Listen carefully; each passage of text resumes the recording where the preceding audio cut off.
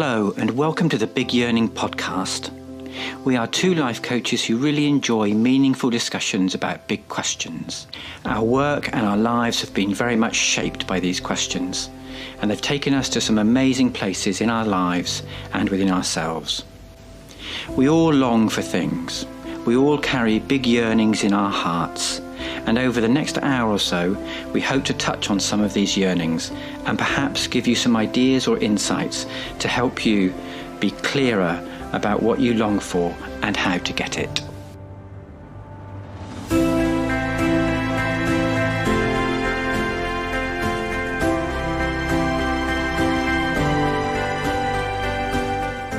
Hello everyone and welcome to the Big Yearning podcast, episode 15. My name's Neil. And my name's Alexander. And yes, a really warm welcome to listeners new and old alike. And before we go into today's topic, just a quick heads up for the listeners that the Big Yearning podcast now has profiles on both Facebook and Instagram. So please do search the Big Yearning podcast on those platforms. We very much want these platforms to be places where people can connect, share, let us know what you want from the podcast, what you think about it, and ultimately to build community around what we're trying to do here with the podcast. So please do check those out. Before we go on to specifically talk about today's topic, we'll do our usual check-in. Alexander, nice to see your bright beaming face. How are you today? Thanks, Neil. I'm really good. I feel like I'm emerging out of the weight of the second lockdown. The cafes have opened and I've been having lovely coffees. The gyms have reopened and I've been lifting some nice heavy weights. Today, the weather is gorgeous and bright in Brighton, and the sea has this kind of chalky quality to it that happens after a storm. Some of the chalk from the cliffs along the coast gets washed into the sea and it all goes kind of milky. And I love that I've lived here long enough to begin to learn those kind of moods of the sea, and living directly by the sea is just a huge blessing. And I've just been feeling I've been getting my energy back. I have been a bit more focused and productive and getting things done, rattling through a whole bunch of stuff. So yeah, just feeling really good today. I'm looking forward to Christmas.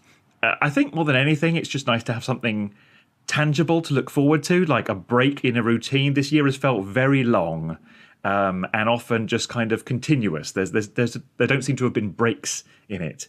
So I'm really looking forward to there just being something different. I'm going to be able to, well, unless the government bring in new lockdowns, I'm going to be able to get down to Plymouth to see my family, and looking forward to that, looking forward to seeing them, looking forward to being in a different environment. I love the deep southwest because it has such vibrant greens to it, and so I'm really looking forward to spending some time in the green. At the same time, I'm really aware that a lot of people around me are in different kinds of situations.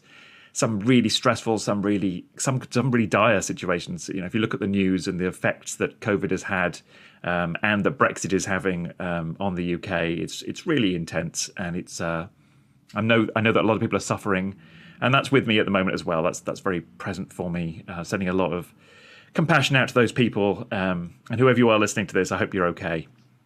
I have been really present, interestingly, with the ideas of death and ambition in the last couple of weeks. I am really conscious. I think as I get my energy back, as I get my focus back, I'm really conscious of wanting to get things done, wanting to have an impact, wanting to express myself in the world. And this, I always have at the back of my mind this kind of just the reality that I won't be here forever. And I want to use my time well, and I want to be of value and of service while I'm here.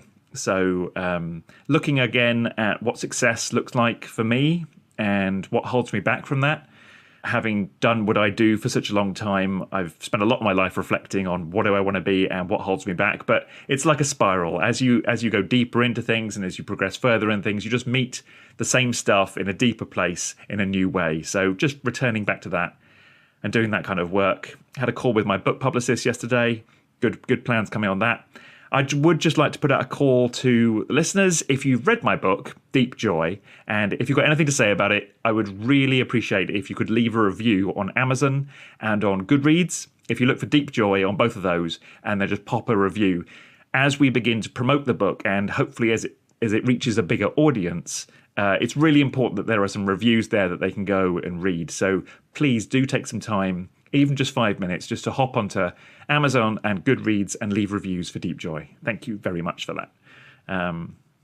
And I'm just starting to look at the coming year. I've got my big 5-year plan. I've got my quarterly goals. I'm looking at professional development, what that might look for. I'm really enjoying this Bill Plotkin work that I've been working through on Audible, his book, Nature and the Human Soul. Really provocative, really inspiring. Thinking of doing some training with his organization. So yeah, just beginning to kind of open my mind to the coming year and finding a bit of hope there. So that's where I am. Thank you very much. How are you, Neil? Thanks, Alexander. Yeah, I feel good. I feel like I'm in touch with my potential, which is not always the case for me. I feel like in terms of my business, I'm building slowly and building solidly and consistently. And a significant part of that is reaching out for support. I've made some contacts with a couple of lovely American coaches in recent times, and that's been really, really helpful for me, really supportive. So yeah, just very much aware of how, I need people. I need people to kind of support me in what I do. And I'm kind of patting myself on the back, I think, for having the nous to reach out and acknowledge that I need support. So that feels really good. I'm really looking forward to Christmas break. End of this week is my working year over, pretty much, and it's interesting what you've alluded to there in terms of a new year and fresh beginnings and stuff. For me, it's been a really challenging year. There's been additional stuff as well as COVID that has made it really challenging. So, for example, my dad moving into a care home and having to manage that through COVID. A few kind of physical kind of things going on for me, and various other bits and pieces. So I'm really looking forward to, come Friday, just kind of putting my feet up and chilling out. And one of the things that me and my partner do each year is we around about New Year, we review the previous year and look ahead to the coming year. That's something she's done for a long time prior to meeting me, and I've started doing with her. And that's really nice. Really good thing to do, just to think about kind of aspirations and intentions, not kind of holding things too tightly for me, but just a kind of direction of travel. Okay, what would I love from the following year? What have I learned from the previous year? So that's quite up for me. Yeah, and as ever, looking forward to today's topic. So today's topic is, how can we balance the aspects of being, doing, and relating in our lives? Now, this topic arose as I've been working through Alexander's book, Deep Joy. And very early on in the book, Alexander, you talk about this framework and how it applies to really all of the topics that you subsequently go on to discuss in the book. And for me, this framework of being, doing, and relating is a really kind of simple yet elegant and profound and eminently practical framework for thinking about how you function as a human being and how you experience yourself in the world. And just to kind of go back to source, I'm just going to read out now those pieces from your book around being, doing, relating. So firstly, the path of being is the path of your relationship with yourself. It is your inner work, your psycho-spiritual, physical, and emotional development. It is coming to know yourself deeply and feeling comfortable with your own strengths, foibles, and eccentricities. It is being at home in your own skin. The path of doing is your outer work. It relates to your place in the world, the effects your life has, the kind of work you're doing, and what you choose to do with your time. It is the contribution you make to the world around you, your career, your home, your hobbies and activities. It is as important to work on developing your outer work as it is to grow your inner self. The path of relating, finally, is about how you meet other people. How do you relate to friends, family, lovers, partners, colleagues, and strangers? Are you balanced and fair, or do you tend to emphasize their needs or yours? Do you tend to get what you want out of relationships? Are you bringing your mature, empowered self to relationships, or do you tend to bring more infantile versions of yourself? This is also your interpersonal relationship with the living world itself, with the wildness that exists inside you and out on the land. with wild plants and animals, with the seen and the unseen. So that's the general framework that you've outlined in your book, Alexander. There was a couple of things you wanted to kind of say in addition to that, wasn't there, in terms of sources? Yeah, I just wanted to credit a couple of people and inspirations that were behind this. This is not obviously entirely new revolutionary stuff. This is sort of a standing on the shoulders of giants type thing. So I'd like to thank Mac McCartney, who I know sometimes listens to this podcast. He's the founder of Embocombe, and he's got a new book out called The Children's Fire. Mac is one of the great inspirations of my life and a good friend, and he talks a lot in his work about the twin trail, about being and doing. And so that has always been at the back of my mind and something I've thought about a lot. And then I just remember being at Embocombe, and we would have these Steiner kids come, and they would come, like 20 or 30 of them would come and sit around the fire, and they would be living on the land for a week, and they'd work in the gardens, and they'd be doing personal development work. And at the end of the week, they would give a little talk about what they'd learned, and it was always really inspiring to hear them talk about how they'd found being out in nature and relating with the inspiring people who worked at Embocombe. And the language there that was used a lot, and I think it's a Steiner thing, is around the hands, head, and heart.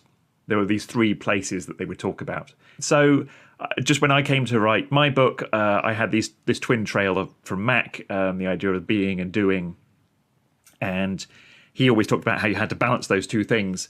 I decided to tease out relating as a separate path, as a separate trail, as a separate focus, because I just think that there is so much within relating which deserves its own attention, which needs time to reflect on. And I just feel that the three balance each other really well, the being, doing, and relating. So that's kind of where it came from. Thank you. Okay. Just a little bit I want to say before we really kick off and you start us off, Alexander. I want to say that in relation to this, these words, this framework, the map is not the territory. Now, that's a kind of common saying. But what I mean by that is that these words, being, doing, and relating, point to experiences that are somewhat ineffable, can be difficult to grasp. So just have an awareness as you listen to what we talk about, that being, doing, and relating are not always distinct and as entities, and they can sometimes overlap, flowing into each other and having an interrelationship. So please bear this in mind when we talk about the topic.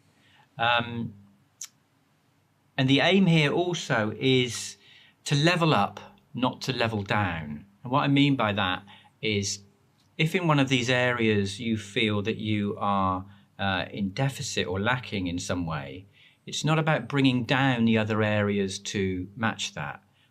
It's about celebrating the strengths of the areas that you're strong in and then moving the other one up. So it's not about diminishing any kind of quality or set of skills that you have. Just wanted to make that point. Okay, so Alexander, over to you to kick us off today with your first point about this topic. Thanks, Neil. So I just wanted to begin by picking up that last thing you said about leveling up and not leveling down. So we aren't here talking about focusing on our deficits, our weaknesses, and then becoming fixated on that and thinking there's something wrong with us. This is all about growth. Neil and I are both life coaches. We're all about how can we grow into being wiser, stronger, more capable, more satisfied, more fulfilled versions of ourselves. And that's very much what we're focusing on here. So my first point today, my first of 3 points, is reflect on where you are stronger and where you are weaker. But again, this isn't about, this is the stuff I'm good at, I'll focus on that. This is the stuff I'm bad at, I'll just sweep that under the carpet, or I'll just feel shit about myself about that. This is about just a fair, curious appraisal of where are you right now with being, doing, and relating. So it can be a way to learn a lot about yourself. It's worth taking time to reflect and wonder, write, maybe make lists, and just be curious and assemble information. I always say to my clients early in the work that this is a bit like a safari into yourself. It's a bit like a curious exploration of your inner landscape. So you begin by just assembling information. You don't judge, or at least you try very hard not to judge yourself and judge what you find. You just explore and feel and use your intuition and be guided by that. And just discover where you're strong and where you're weak. So are you someone who just naturally does stuff? You're a very active, energetic, driven person and you get stuff done, and you struggle a bit when it comes to stopping acting and just being and just existing in yourself. Do you tend to be motivated a lot by the needs of the people around you in your relating aspect? So do you find yourself constantly questioning, was that the right thing to say? Was that the right thing to do? Did I do enough for that person? Is that person upset with me? Have I made that person happy? Do you have that kind of people pleaser kind of aspect to your character? All these kind of questions can come up when we reflect on this being, doing, relating paradigm. So I suppose I just want to say that the skills for working with these three aspects are totally different. So in the same way that I've spoken before about mind and emotion having totally different skills, totally different approach, totally different functionality, they work really differently inside of us, and we can't use the approach to our mind to work with and understand our feelings.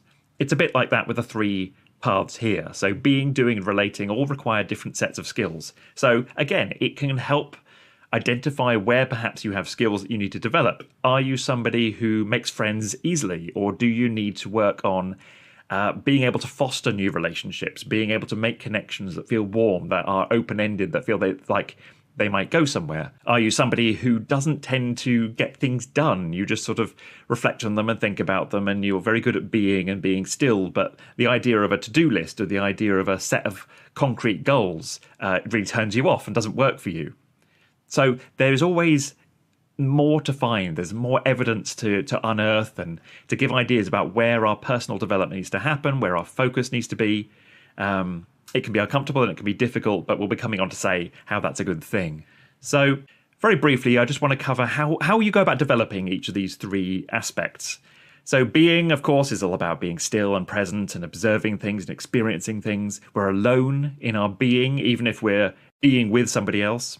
It's a private thing. So it can be where we meet really big challenges. So we develop this by beginning to remove distractions, beginning to remove entertainment and background noise and plans and expectations.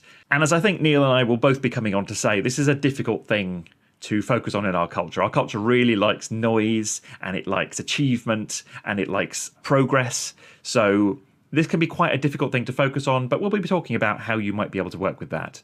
Things like mindfulness can end up being a really good ally in this. When it comes to doing, we can develop that by being really focused on the results, on the things that we want to achieve, the final output, the expression of ourselves in the world. And I will be coming on to say a lot more about that. And with relating, I would personally say that there is nothing more difficult that we do in our lives than relating healthily to another human being. It's much easier with non-humans. It's much easier to relate to pets and the land and other kinds of beings. But with other humans, you're bringing your stuff and they're bringing their stuff. You're bringing your core wounds and they're bringing their wounds. You're bringing all your expectations and your experience and your background and the assumptions you have about the world, and so are they. And so when you begin to interrelate with another human being, there's all these layers in which you are connecting. So the focus, I would say, in the relating is the better you understand yourself, the better you understand what you're bringing to the table, the more effectively you can navigate all of that. So it comes back to that idea that working on ourselves can end up being a gift to others around us. That's, I think, a really core misunderstanding. And we've talked about this before, that personal development, personal growth work can seem self-absorbed or selfish, but ultimately ends up being a gift to our partners, to our colleagues at work, to our friends. If we can manage ourselves and understand ourselves and we know what we're bringing to the table, you end up being much more sophisticated in your relating with other people. So I just wanted to kind of unpack a little bit of that around taking the time to reflect on this and beginning to identify where are the gaps for you. If you think about being, doing, and relating, do you immediately get a sense that I'm not so good at that one as I am at that one, or I'm quite good at half of that one, but there's clearly some work needed there? It could be a really useful way to kind of identify areas of growth that we can go through. Thank you very much, Alexander. Great. Thank you. Okay, so I'm going to take each one of these aspects, being, doing, and relating, separately, and speak to them in terms of what comes up for me, and then hopefully generalize those personal responses out to you folks. So, taking being first and foremost, the way I decided to think about this was in terms of obstacles to being, and then what might be the optimum state of being. And then some kind of general thoughts about what is this thing that we call being. So thinking about the obstacles to being, they can be things like restlessness, anxiety, worry, ruminating, preoccupation in the realm of thought. Like you said, Alexander, being is not about thought. Thought can be very distracting in the realm of being. Being out of integrity can be an obstacle to being. And also lack of self-acceptance. When I think of the optimum in terms of being, I came across this Chinese proverb which goes like this: tension is who you think you should be, relaxation is who you are. So again, that speaks to tension really being a kind of distraction, like you talked about, Alexander, something that's kind of getting in the way, whereas relaxation, being at rest, is more your kind of true self of being. Also, in terms of an optimum, it's about being relaxed, being non-reactive. And I think of the optimum in terms of being able to take things in your stride, slowing down, having the capacity to simply let thoughts be there without them troubling you or disturbing you, not going round and round in thought all the time. And also in being, I tend to think that someone is operating from a place of conscious awareness. So when I think of being, like some of the things you said, Alexander, I think of meditation, stillness, depth. I also think of identity, because I think that your being is the kind of core of who you are and who you manifest in the world as, and how you interrelate to other people and other things comes from that sense of being, that core of who you are. So that's, for me, that's why I think that's being is the place of identity, which of course is fluid and changes over time. When I think of being, I also think of being comfortable with who you are, being in your own skin. And the being mode is characterized by direct, immediate, intimate experience of the presence. For me, it's almost like being is synonymous with presence. The being mode is not about achieving something, getting somewhere. It's not the realm of thought or problem solving. Although, interestingly, sometimes if you want to sit down and solve a problem, in inverted commas, sometimes the best thing that you can do is sit quietly and actually get rid of those thoughts, get rid of those distractions, and lo and behold, sometimes the resolution to your problem or difficulty can kind of organically come up if you've given enough space to it. So I think that's really important. That I think, many people who work in the realm of doing and problem solving would acknowledge that having a strong sense of being and being able to tune into that side of themselves is really important.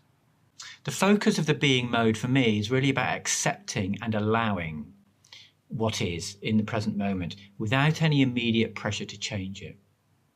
And I think of, when I think about these three aspects, Alexander, being, doing, relating, for me, I kind of feel like the doing and the relating kind of emanate from the being. They kind of flow out of that. And I suppose I'm kind of referencing a bias here when we talk about our strengths and weaknesses. For me, I kind of feel like being I'm very comfortable with, relating I'm very comfortable with. The kind of challenging area for me in certain ways was, as you look at me with a big smile on your face because you know this about me, is certain aspects of the doing realm.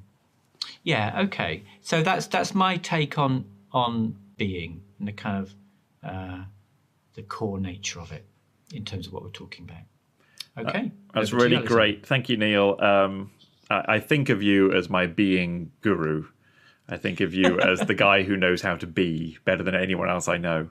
And, this is one of my weaker areas. If I look at my strengths and weaknesses across them, I would say that the ability to be without the impulse to express and create or be distracted, or be in intense interpersonal relationship with somebody is really hard for me. I really have this impulse to reach for a distraction or reach for a way to avoid this experience. So I always appreciate, again, I've said it before about how much I love coming to visit you, but there is just a very peaceful atmosphere in your home which allows space to be. And I really like that about you.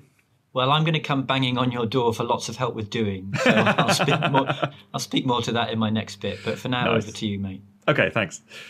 Okay, so as I've just said, I do struggle a little bit with being. So writing my next section, I was talking to you guys out there, but I was also talking to myself. So my next one is called Weaning Ourselves Off the Addiction to Distractions. This has become, I think, way more intense and pertinent in 2020. We've all lived through this really challenging year, which has hit us all in particular ways. For some of us, it's been a really scary and difficult and even traumatic year. For some of us, it's just been surreal and bizarre. But the avenues that exist to us for distraction and escapism are now huge, and they're a big industry.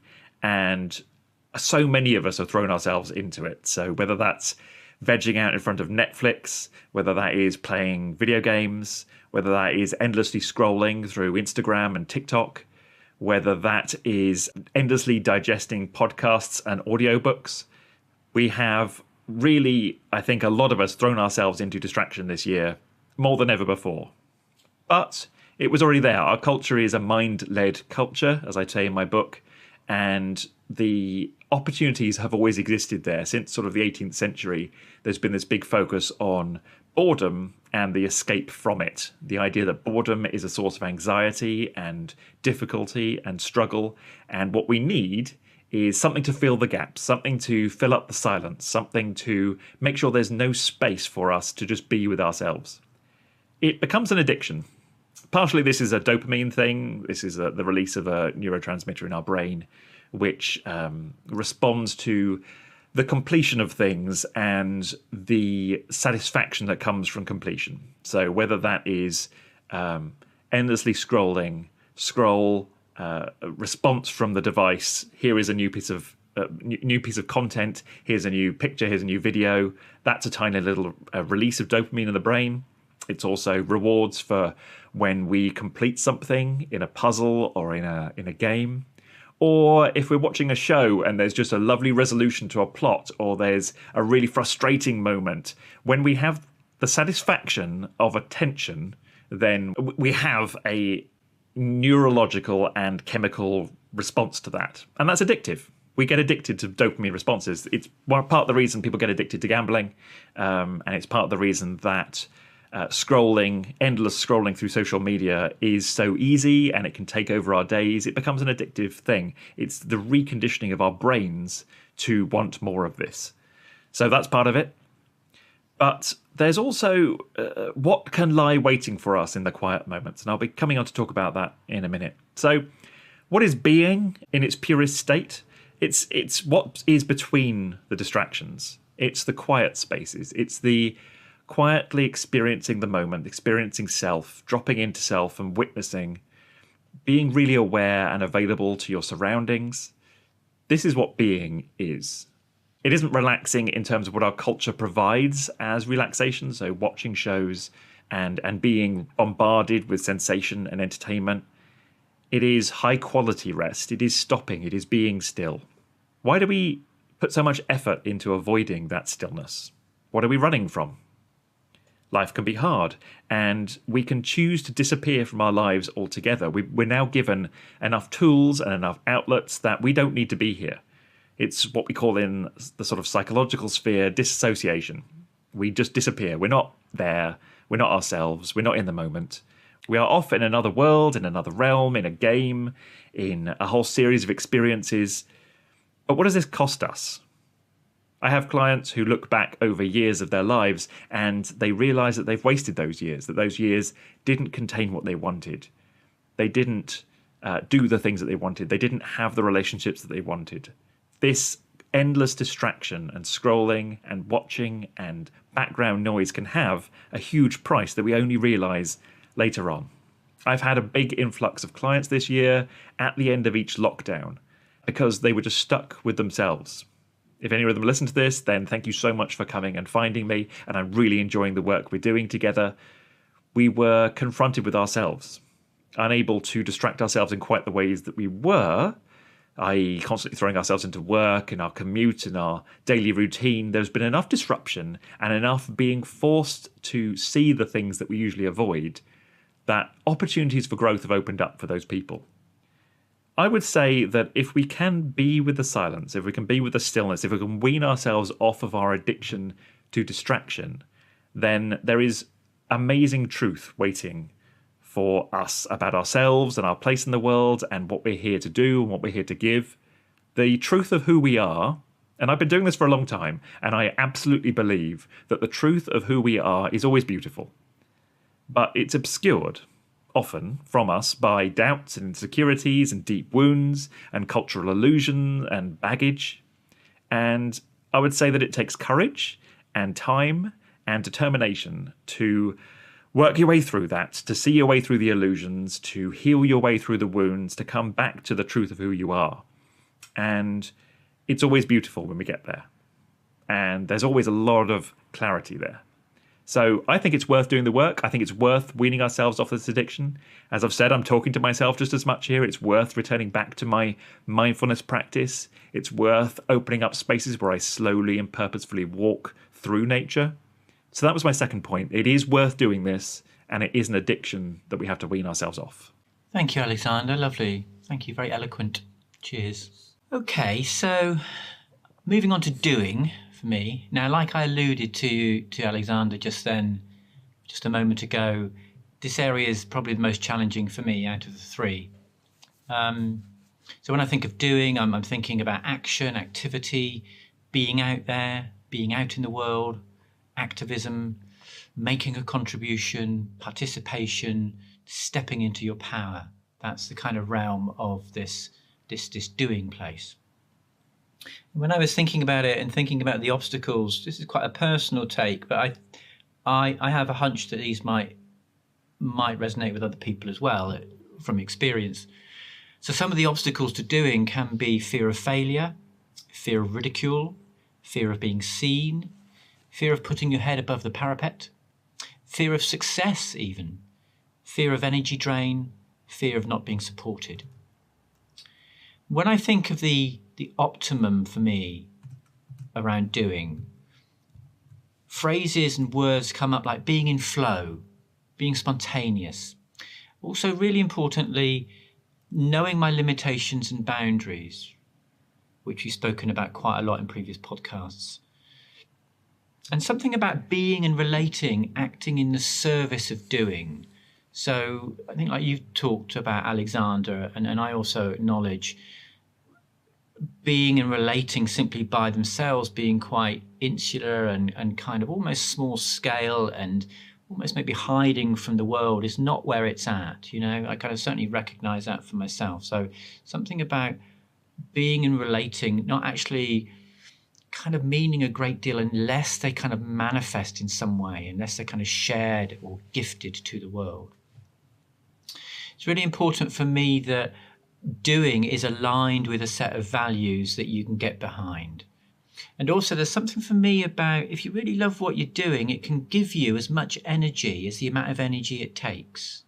There was a friend called Dan at Embercombe, who I always think of in relation to this. He used to be up very early in the morning, very late at night, doing a whole load of work. And I spoke with him about it. I said, look, where do you find your energy from to do all this doing stuff? And he said, the energy is kind of self-replenishing, you know. He was quite a role model for me and quite an exemplar for me in that way. Like I said before, it's this realm that I find I'm kind of out of balance a bit with the other two. And what I find is really helpful for me is having a really clear set of values, really clear intentions around my doing. When I talk with friends and my partner about this, if I'm really lined up with something, then I can really go at it. Like things in the garden or getting the house decorated before we move to Frome or whatever it is. Other aspects of doing, like putting myself out there in the world of work and being seen, can be more challenging for me. But what I'm saying is that what I found really helpful is I have to have a clear set of intentions, a clear set of values around what I'm doing, so that if I'm challenged or things get a bit fearful when I'm doing that, I know that I can rely on something true. I know that my kind of aim is true, as it were. And for me, one of the difficulties or the slip ups I think can happen for us in this culture is this doing for the sake of doing. Now, when I look around me, I think I see quite a lot of examples of this, just kind of, consumerism and production for the sake of it, just a sheer doing for the sake of doing. And for me, if that doing isn't aligned, as I said, with a set of values and clear conscious intention, then often the results of that kind of doing are often quite shallow or quite hollow. I look around and sometimes I think, no, that kind of doing for the sake of doing can manifest in things that are quite cruel or uncaring or senseless. One thing that I've kind of learned in this regard to kind of help myself, and also this relates to what you were saying, Alexandra, I think a little bit about distraction, even though you were talking about distraction in the realm of being. When I'm kind of doing something and I'm also still distracted or almost on automatic pilot, sometimes what I do is just kind of drop in a little self-awareness question to myself, something like, is what I'm doing right now serving me? Or am I still lined up with what I'm doing? So a kind of little, sort of like a mindfulness kind of check-in, and then having the courage to sort of respond to myself by saying, actually, I've lost heart with this. This isn't what I want to be doing right now. And then I kind of give myself the conscious choice about whether I continue or whether I stop doing what I'm doing. And interestingly, I'm getting much better at doing that. I used to kind of just plow on through, and then I'd get to the end of the day and I would experience a sense of kind of shallowness or hollowness or a bit of emptiness in terms of my achievement, So those are kind of signs to me that they're not quite lined up with the whole of my being, doing and relating. And I think the last thing I want to say here is there is a kind of aspect of doing which I would call a driven doing, which can be almost a kind of hyper state of doing. And again, Alexander, not just in the podcast, but in your book, you speak a lot about this aspect of our culture, which is kind of almost insanely driven.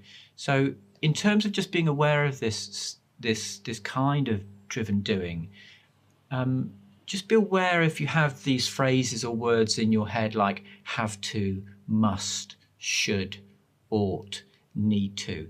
If you find that your mind is replete with those kind of words and messages, maybe that's an indication just to sort of stop for a moment, check in with yourself, and ask yourself, am I really still kind of lined up with what I'm doing? Is my heart in this? Is this where it's at for me right now?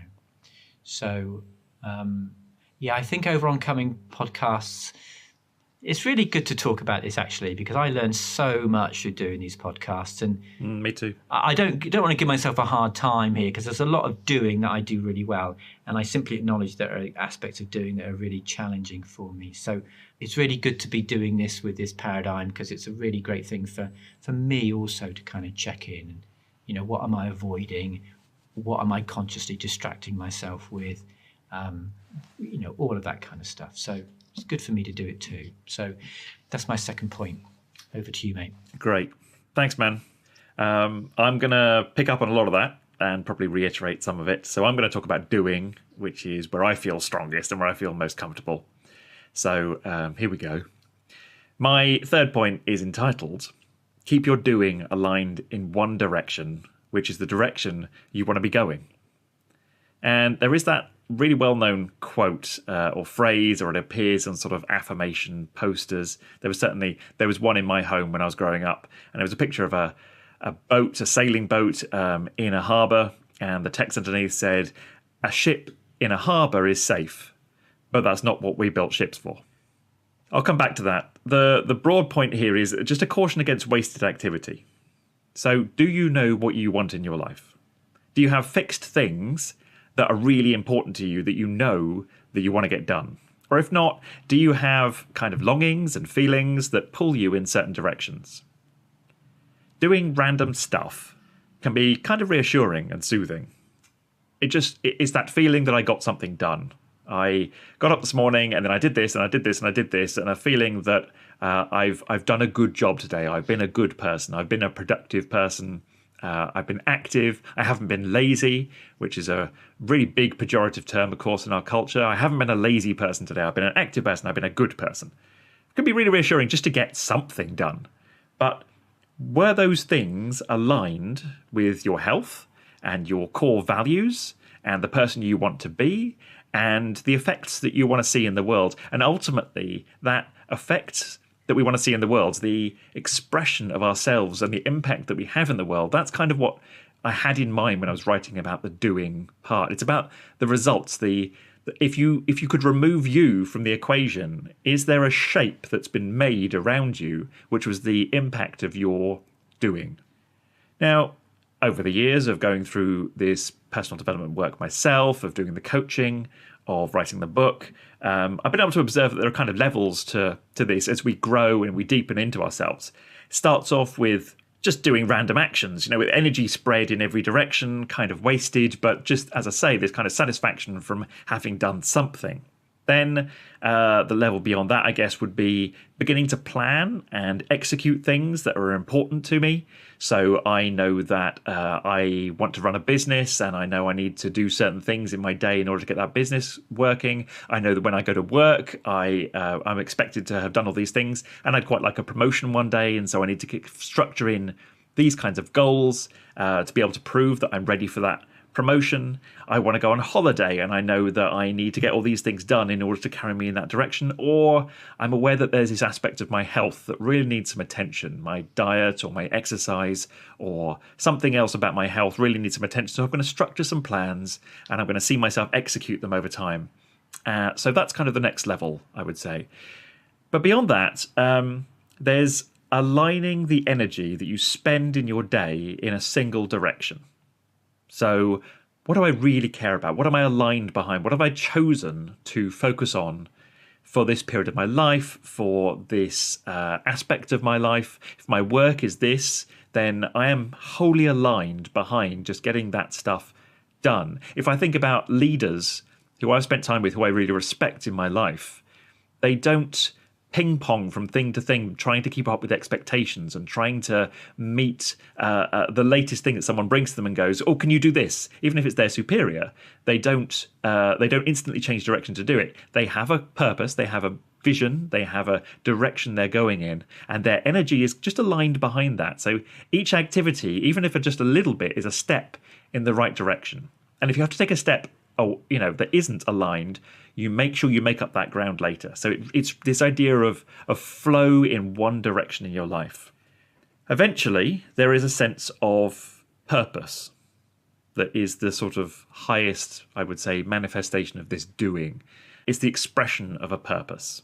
So we've done enough work on ourselves. We know ourselves really well. We know what we're here to do, and we're aligned in that direction, and we're contributing to something beyond ourselves. Behind that is the idea of kind of the structure that we tend to use in coaching. So we'll begin with visioning, which is beginning to have an idea about where we're going. So what's the eventual state going to be like? That could be years and years away, or it could be in 3 months. We begin to vision ourselves in scenarios, doing things, talking to people. Things are a bit different. We're able to do things we couldn't do now. We are perhaps slightly different in ourselves than we are now. We have achieved things that seem difficult or challenging, but we've got there. We vision that state, and then you work backwards from that. So the standard stuff, this is what I do with clients all the time. We break that down into kind of a broad plan with some milestones. And ultimately, then we break that down into a micro plan, which is practicals with specific steps that will take you in the direction of your vision. Ultimately, what we're talking about here, or certainly what I'm talking about here, is hard work. The ships were not built to sit in harbours. We're built to challenge ourselves to grow. We intentionally push ourselves beyond our existing limits to test whether we're ready to grow into the next step, to push ourselves to grow. We intentionally make things hard for ourselves. We step out of our comfort zone and we go, I'm going to do this thing. It's hard. It's unfamiliar to me. I might look like an idiot while I'm doing it. I might make mistakes. I might fail a few times on my way. But it's important to me. It's aligned in the direction I want to go, and it's beyond what I'm currently capable of. I'm not ready. I will never be ready. So I'm going to step out now because that's the direction I want to be going. That's what doing is really about. It's about pushing ourselves into our growth by motivating ourselves in directions that feel important to us, that draw us on, that are aligned with our purpose and our values and our health and our well-being, and with the vision of where we want to end up. That's what doing in its purest state is about. I want to end this with a few quotes. So Maslow, obviously very famous psychologist, talked about this state called self-actualization. He talks about it a lot. He says self-actualization can be described as the complete realization of one's potential as manifest in peak experiences which involve the full development of one's abilities and appreciation for life. Self-actualization was Maslow's kind of end point. When we've done the development work, when we've really come back to ourselves and we understand ourselves and we understand what we're here to do, he called that a self-actualized state. And he also said, self-actualized people are, without one single exception, involved in a cause outside their own skin, in something outside themselves. They are devoted, working at something which is very precious to them, some calling or vocation in the old sense, the priestly sense. So doing can really take us deeply into our embodied adulthood. It's a way that we can step into ourselves, we can challenge ourselves, we can grow, we can become stronger and more confident and more aware. I really believe in doing as a potent vehicle for personal change and growth. And I just want to end with a bit of a silly quote. This is one of my favourite quotes in the world, and this is about how most people use activity, how most people use doing. It's from a book called The Teachings of Diogenes, which is sort of 300-400 BC. Diogenes is a very mysterious figure because he didn't really record very much, but people recorded things about him. He was a troublemaker. He was difficult. He was a philosopher, but he expressed things in quite peculiar ways. I've always really appreciated Diogenes and the things he brings to the table. And this quote goes, "The city was under siege. Everyone was busy fortifying the walls. Some were carrying stones, others were patching the walls, yet others were building battlements. Diogenes, not wanting to appear idle while everyone around him was working so frantically, diligently rolled his barrel back and forth along the battlements. The city fell." And he did things like that just to demonstrate the futility and stupidity of so much human activity. Let's not be Diogenes rolling his barrel back and forth along the battlements. Let's make sure that our doing, our expression of our energy, our activity during our day is aligned in one direction, and that's where we want to be going. Thank you, Alexander. Brilliant. Thank you. I have this phrase at the end of a day, have I done myself justice today? Oh, nice. Which, kind of really works for me, and just sort of referencing some of the stuff you were saying. And I noticed that when I say that to myself, there is an absence of a sense of shallow or hollow doing. Just recommend to the listeners that there might be some way in which you could get to the end of a day. And for me, it's, have I done myself justice? Or, you could say to yourself, have I achieved what I wanted to do? How has it gone today? I'm really, really in favour of this kind of conscious, mindful kind of checking in, just to kind of self-monitor. I think it can be so useful. Thank you. Okay, so my last and final point is about relating. And when I think of relating, I think of friendship, relationship, communing, community, and belonging. And thinking again about obstacles for relating, similarly to obstacles to being and doing, I think of fear of conflict, fear of abandonment or rejection, fear of asking for what you want and not getting it. And then when I think about the optimum aspects of relating, I think about a preparedness to be vulnerable, a preparedness to be undefended, even an openness to say, I don't know, when you don't know something. Also something for me about having an understanding that conflict, when worked through, can deepen a relationship, can actually bring two people or two parties closer together. And also, in this optimum state of relating, for me, there's something about having an awareness that the sort of interpersonal stuff that gets thrown around and comes towards you may not actually be about you. It may be someone else's stuff that's getting projected on you. So there's something about having a kind of discernment in terms of knowing that everything that kind of comes your way may not actually be about you. There's also something for me in terms of an optimum state of relating about being able to relate to people who are different from you without judging them. And Alexander, I thought about you in relation to this because I thought about some of the things you shared on social media, not just you, but other people, around the time of the election and Brexit and things like that, thinking about how we live in these kind of self-contained little bubbles where all of our friends think exactly the same things as us and have the same beliefs. So for me, there's something about a mature relating mode, which is having the ability and the capacity to relate to people who are different. I mean, just look at America right now. Look at how topical this theme of bringing people together, an utterly divided society, maybe the most divided American society in many, many, many decades. And for me, this is really topical. This is actually, this isn't just a kind of podcast about some desirable stuff. This matters. This is real. So I saw something the other day about Biden supporters and how they were. He was at a local kind of open air market with his neighbours who were all Trump supporters, and he said something lovely like, I had a problem with my pickup, and my neighbours were around to help me out straight away. So this is what this stuff is about. It's important stuff. That was a little off-piste ramble there.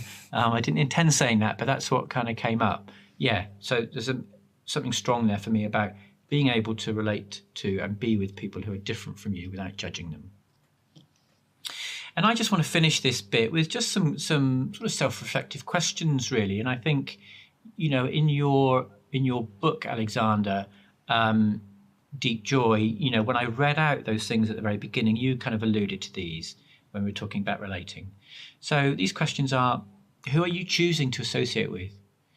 Do you yourself choose to be the same person across different relationships, or do you choose different personas for different relationships?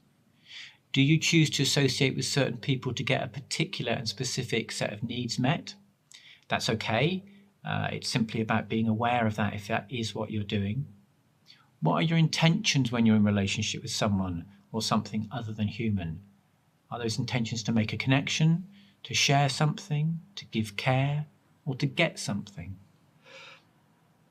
And last thing I'll say is that when I was doing this, I really noticed how I really admire people who are the same person, essentially, across all different arenas, who are very kind of persona light. And when I was thinking of this, back in my very early years of nursing, I worked with a charge nurse in Cambridge, and he had this lovely way in which he was with people. So he would talk in exactly the same way to someone who was really psychotically disturbed as he would to a colleague, in terms of same degree of attention, same degree of compassion, same tone of voice, same kind of respect, really. And again, like I referenced earlier, how much I learned through doing these podcasts. Again, I wouldn't have thought about that as an aspiration for myself unless I had been caused to think about it in terms of this material and talking about this stuff and sharing it.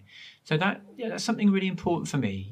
Can I be the same with the shopkeeper as I am with friends. And I know, having said that, there are caveats to this. I know that if I'm in a kind of if I have to kind of make a deal, if I'm a businessman or whatever, then that requires different set of skills. But there's an open question for me there about how much of the same person can I bring to all of my different relationships. So it's not a right or wrong thing, just an open question, really. Okay, wow, that's a 57-minute whistle-stop tour of this topic, which I have really, really enjoyed. I hope listeners have enjoyed it as well. Final things to say are, this is our last one before Christmas and New Year, isn't it, Alexander? So whatever Christmas and New Year means for you, the listener, I hope that you get some rest and some peace and some enjoyment. And you can kind of give yourself what you need at this time, which can sometimes be pretty challenging for people. Very much hoping for that for you. We will be back recording on the 5th, publishing a few days later from that. Yeah, our next episode will be out on the 11th of January. And our next topic will be all about visioning, which is very apt for the new year. So something around visioning we'll be doing, which I'm looking forward to again, having recently used those skills. Before we finish, anything that you'd like to add, Alexander? I'll just add how people can get in touch with us. So if you want to get in touch with me, then my website is deepcoaching.co.uk. You can hop onto Instagram and find my deep coaching account, deep_coaching. It'd be great to hear from you there.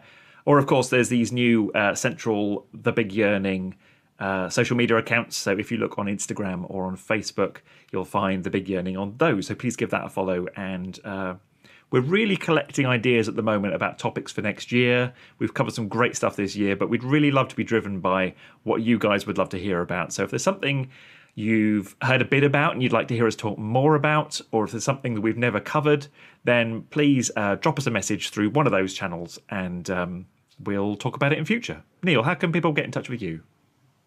You can get in touch with me. The best way is through my website, www.coachingforlifefroome.co.uk. And I would very much echo what you just said, Alexander, about accessing the Facebook and Instagram profiles so that we can hear what you really want and that we can build a sense of community. I'm really looking forward to interchanging with listeners on a different level and starting out conversations, which hopefully can be very nourishing and rich. Me too, yeah.